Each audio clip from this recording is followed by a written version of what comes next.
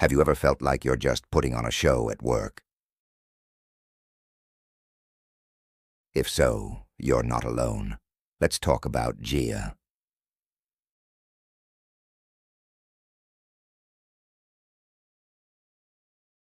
In her first week, she noticed something odd.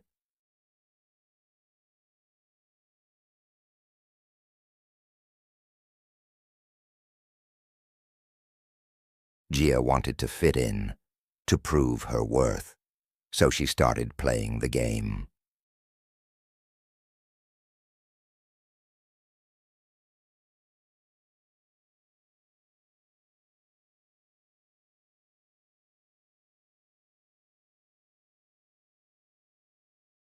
Her manager was impressed, and she got positive feedback. But on the inside, a different story was unfolding.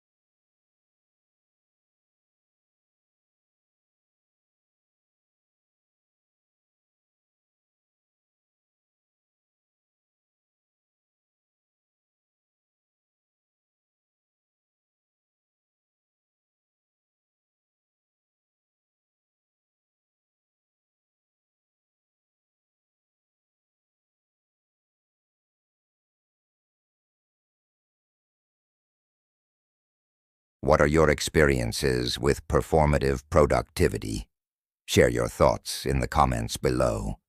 Let's start a conversation about building healthier, more genuinely productive work cultures. Thanks for watching, and if this resonated with you, consider subscribing for more content like this. See you next time. She frowns, thumb hovering over the delete button. Just more noise. But something makes her tap it. The article loads. Her tired eyes scan the list. Phrases jump out. Ban on chronic collaboration. Illegal use of AI for focus firewalling. Prohibition of output-based autonomy. A strange, cold spark travels down her spine. It's not anger. It's not confusion. It's the first flicker of a terrifying, thrilling thought. What if everything she's been trained to do, everything she's been killing herself to perfect, to get ahead in this system, is now considered a crime? The screen of her phone casts a ghostly light on her face. For the first time all day, all month, maybe all year, she isn't thinking about the next task. She's staring into the middle distance, hearing the quiet of her apartment over the fading hum of her laptop. And in that quiet, a new story was waiting to begin. The news alert about the banned hacks sat in Gia's mind like a strange, shiny pebble in a shoe. She couldn't ignore it, but she didn't know what to do with it. So, the next morning, she did what she always did. She got up at 4:37. She opened her laptop. She started the performance, but something was different. As she sat through another endless sync meeting, she watched her colleagues on the little Zoom squares. There was David in Denver, nervously adjusting his headset every 30 seconds. Chloe in New York, her eyes flicking to something off-screen, Probably another monitor full of unread messages. They all looked how she felt.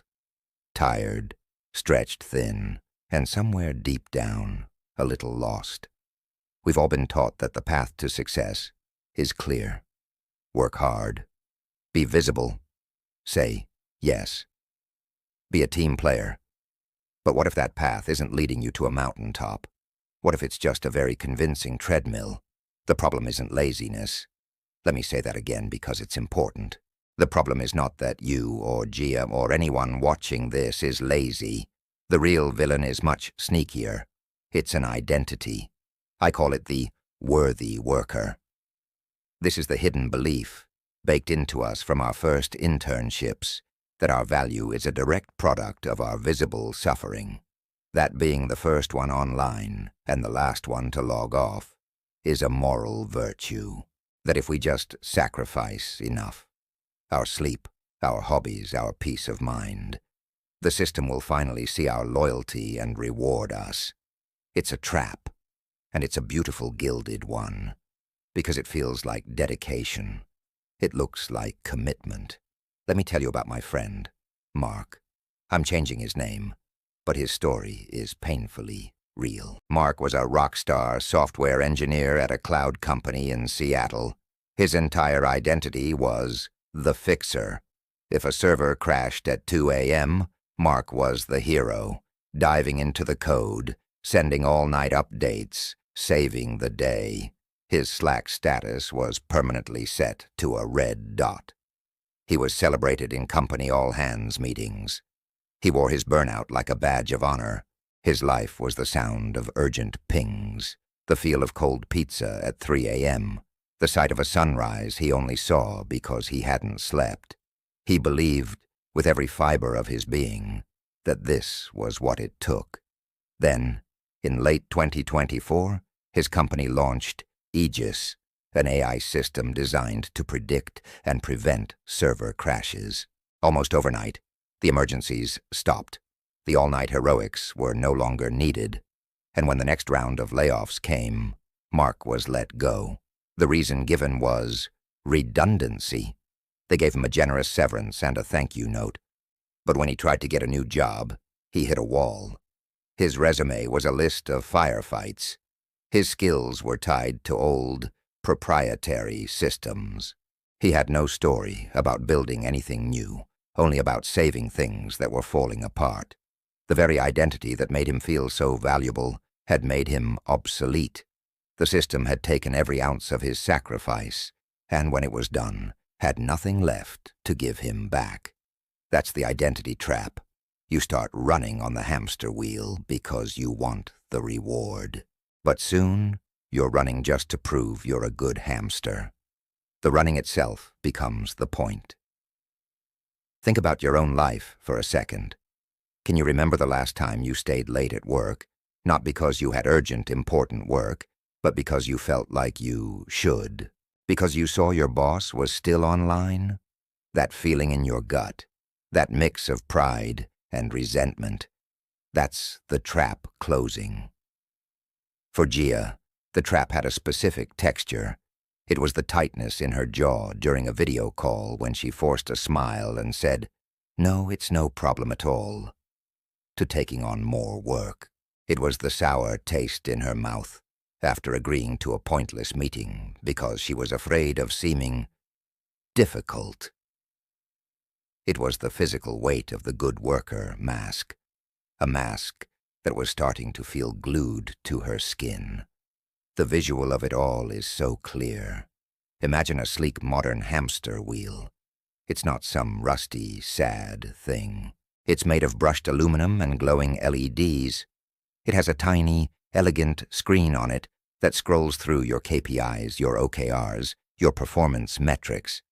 The hamster, that's you, is running with real determination. You're in great shape. You're moving fast, and the wheel is inside a beautiful minimalist cage. The door isn't even locked, but you're so focused on the running, on the glowing numbers, that you don't even think to look for the latch. That was Gia's life, a beautiful high-performance cage. Then a few days after seeing that news article, She had her what if moment. It was during a one-on-one with her boss, Sarah. Sarah was talking about increasing your visibility and getting more face time with leadership. She suggested Gia join a new committee focused on interdepartmental communication optimization.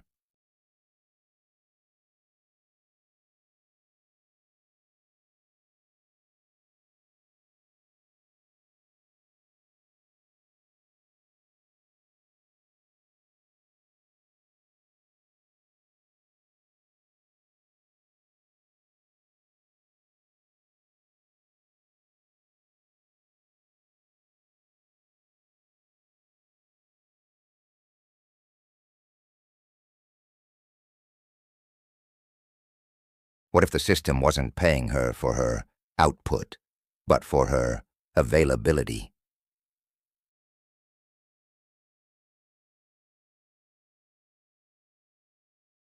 It was a quiet, terrifying whisper. What if I've been believing a lie?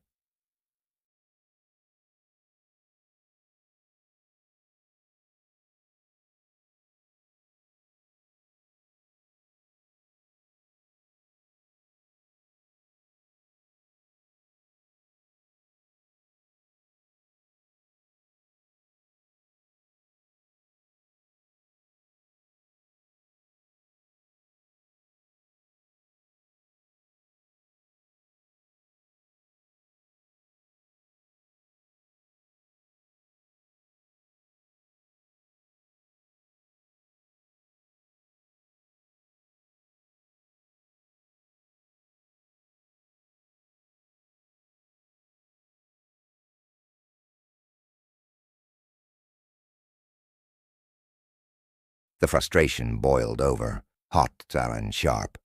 This was insane.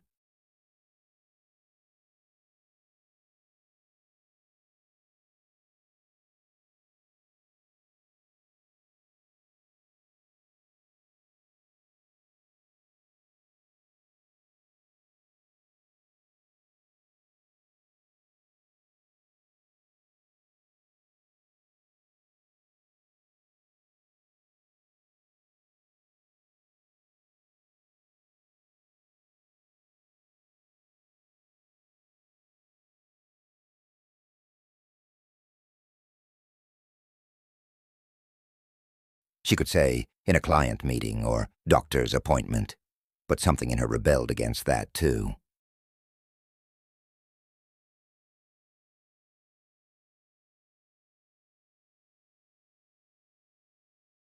The moment she did, a wave of panic washed over her so intense it made her vision swim.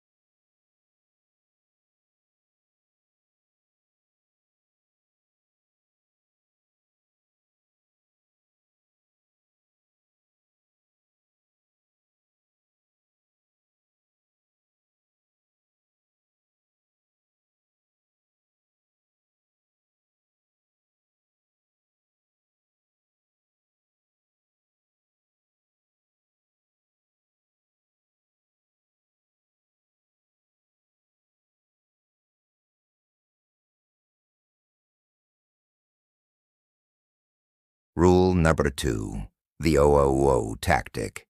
She created a private rule. She would auto-decline any meeting invite with more than 7 people or no clear agenda in the description. The first time she hit decline on a quick touch base with 12 attendees, her pulse raced. She typed a polite reply. "Thanks for the invite. To ensure I can contribute effectively, could you share a brief agenda? Also, I can only join for the first 15 minutes to provide my update." The meeting organizer wrote back 5 minutes later with a crisp 3-bullet agenda. The meeting, miraculously, was shortened to 30 minutes. Rule number 3, the skill laundering hour. She identified the low-energy slot in her day, always between 3 and 4 p.m. Instead of mindlessly scrolling or sitting in a zoning-out video call, she used that hour for skill laundering. She'd take an online course, but not a random one. She picked skills for her next role, her escape plan. She studied UI/UX design basics, framing it as better understanding the customer journey for her current job. She was learning for herself, but using the company's time and resources to do it. It felt sly and powerful. Rule number 4, the reverse, mentor hunt. She stopped asking for generic mentorship. Instead, she quietly looked for people inside the company who had results she admired. She found a senior engineer named Leo in Austin who always delivered clean, on-time work and was never stressed. She didn't ask him for time. She studied a project he'd led, found a tiny, useful insight he'd missed, and sent him a brief, helpful note about it. He was intrigued. She earned a 15-minute call. In that call, she learned his one secret. He worked in intense 90-minute sprints and was completely offline between them. That one conversation was worth more than a year of generic career advice. Rule number 5, the value ledger. This was the most important tool. She opened a simple, password-protected note on her phone. It was not a to-do list. It was an I did list. At the end of each day, she wrote down only the things that created tangible value. Finished Groveland analysis that VP Michael praised. Automated the weekly report, saving 4 hours per week. Solved Client X's bug, preventing a churn risk. She ignored entries like answered 47 Slacks or sat through 3-hour workshop. This ledger was her private truth, her armor against the feeling of being busy but empty. Of course, there were setbacks. A major one came 2 weeks in. Her boss, Sarah, called her. "Gia, I've had some feedback that you're becoming less collaborative. You're declining meetings. You're offline sometimes. Is everything okay?" The old Gia would have crumbled, apologized, and overcorrected. Panic fizzed in her veins, but this time she was prepared. She took a breath and said, "Thanks for checking in, Sarah. I've actually been experimenting with a new way of working to increase my impact. Can I share some results?" She opened her value ledger. She didn't read every item, but she summarized. "In the last 2 weeks, I've completed the Groveland analysis ahead of schedule, automated the quarterly reporting which the finance team has adopted, and my client satisfaction scores have gone up 15%. My goal is to focus on high-impact work. I'm happy to adjust if you feel the output isn't there." There was a silence on the line. Then Sarah said slowly, "Well, the output is definitely there. The Groveland work was stellar. Just keep me in the loop, okay?"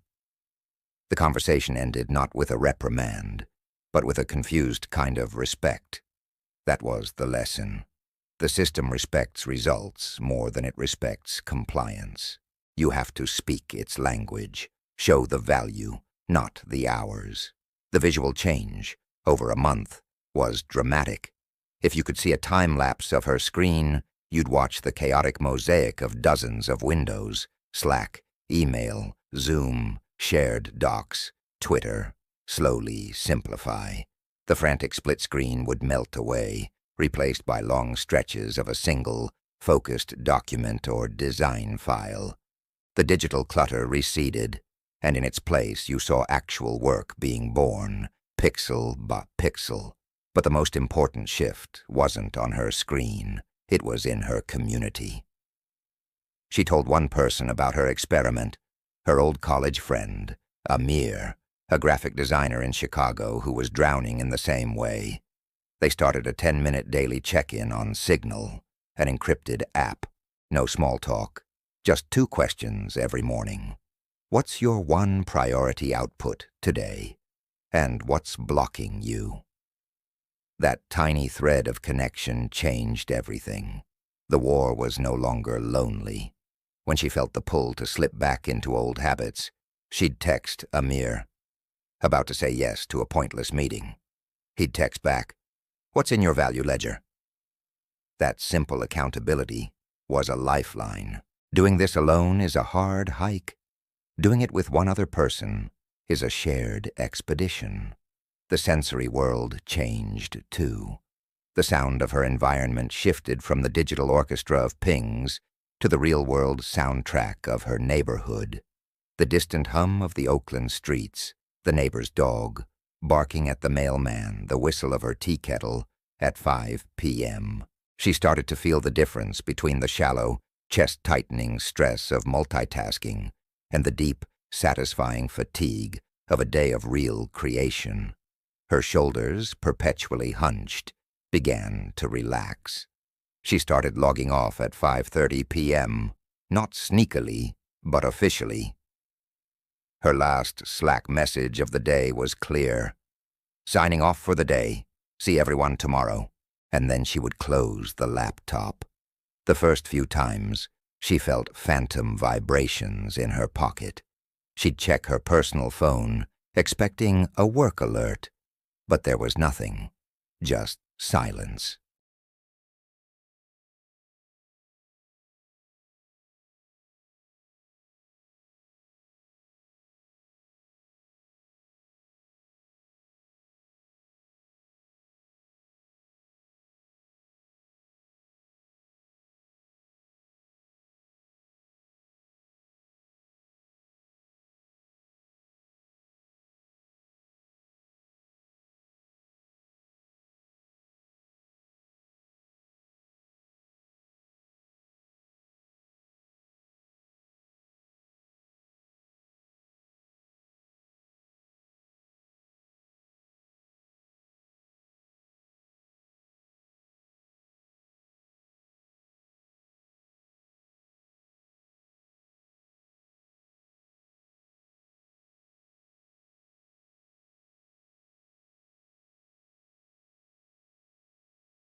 She smiled, took a slow sip, and went inside. The review wasn't with Tech F. Bubby Dude.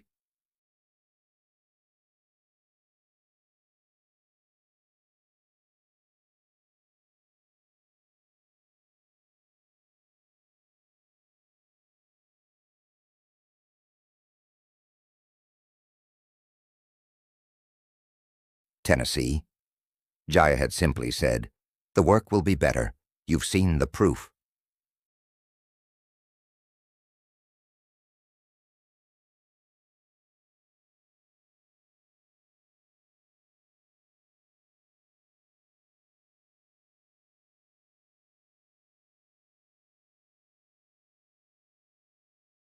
It was a concept that still felt surreal. This is the new normal. It's about a fundamental shift in power. You are no longer trading hours for dollars. You are trading value for freedom.